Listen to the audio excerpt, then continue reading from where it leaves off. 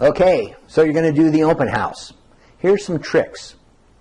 One of the things that probably never anyone's ever even heard of is called a corner to corner. A corner to corner is when you take the front of your home and you take a paint chip from somewhere in the front of your home, you take it down to Home Depot, you get them to match it as best they can, and you simply paint your home the front corner to corner. You don't do the side, you don't do the back. This gives an extremely crisp, clean look and appearance to your house. It makes the biggest visible difference of anything that you can do to your home. And you can do it yourself, and you can probably do it for 20, 30 bucks.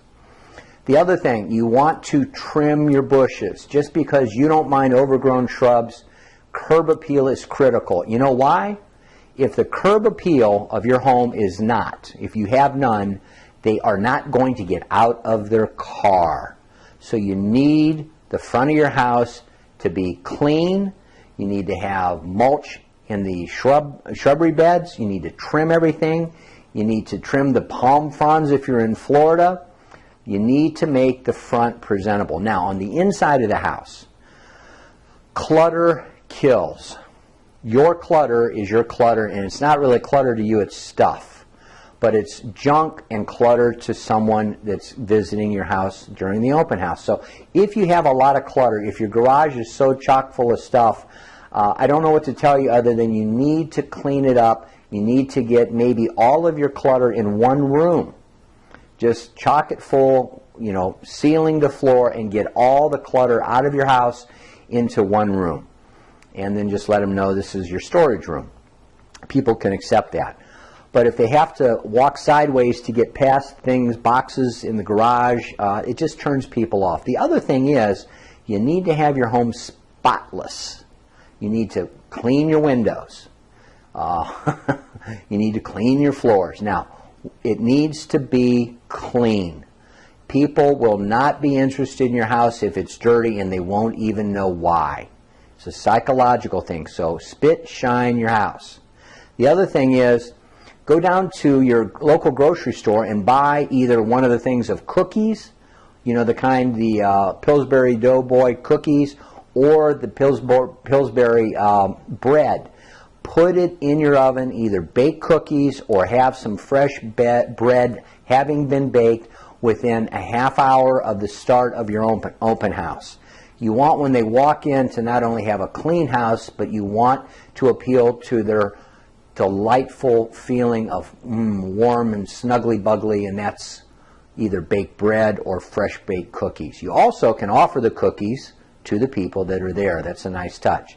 Now, don't forget, at your home, you need to set up a card table or something at the front door with a guest registry. People expect that. And what do you need? You need their first name, and you need their phone number, and then you can put a place for an email. They may or may not give it to you, but you definitely want their first name and at least a phone number. Okay? Critical. Now, what do you give them in the way of a handout? Well, we talked about in a subsequent video what the flyer to get them to your house has said, right? The other thing that you're going to want to do is have a handout that you can give to people, and on it you're going to want to have all the particulars of the house. You don't need to have so much pictures. Just one picture of the front of the house will be fine. Don't remember it. But you want to have the financing packages enumerated at the bottom. You want to be able to say, if you have average credit with a down payment of whatever, $10,000, you can have a mortgage payment as little as $1,100. Now, when you are giving these to people, they're going to walk around the house with them. You want to ask them if they have any interest in making an offer on your home. If they say yes, then you need to have, a contract for them to sign. You can get them at stationery stores, or if you have a friend that's a realtor, you can get one from them. You want to have, when someone says, this is pretty nice, but can I make you an offer right now, you want to be able to do it. Now, if they say, but I don't know whether I can get qualified, well, on most contracts, all contracts, it's going to say that this is contingent upon owner finance or contingent upon getting financing for the buyer. So you can say to them, you know what, I will have my mortgage broker call you on Monday, and they will find out very quickly whether or not you qualify for one of these 3 programs. If not, what ones you might qualify for. But this way, you can take the home off the market and know that you've got it secured if you love it that much. So those are some tricks and tips on open houses. Will you get, with the first open house, a buyer? You don't know.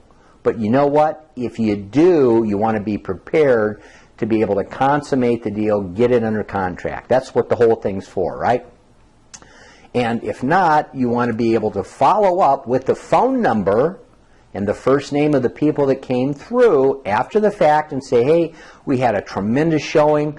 You may want to do this Sunday late afternoon after the second showing. Say, we got several offers in here. I didn't know if you had an interest in this. If you do, we're going to be deciding on what we're going to accept probably later tonight. Were you interested in my house? Well, no, we were just looking. Great. Thank you so much, and thank you for your interest. So those are some tips and tricks and suggestions for you for doing your open house.